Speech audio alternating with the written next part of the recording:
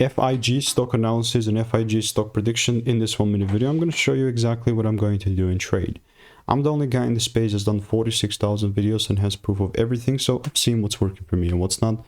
And where we are currently with Figma, it's just that it's bearish market. Guess who was here just capitalizing on that? Well, that's me. Welcome. I've done well over 46,000 videos over 5 years, so I've seen what's working for me and what's not.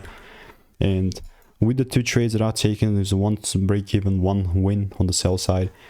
Then I was still looking to double down, but the next day we just sort of opened lower. You know, all that to say, all this bearishness that I have is just going to be sort of moved lower because it's not a bullish market, you know, it's basically bearish. And if I only see breaks above 68 bucks, would that make it a bullish market for me? Other than that, I'm just looking from a bearish lens. So if you want to get free stock trading emails and insights, stock picks and all that, click the first link in the description and I will continue to keep you updated. Bye bye.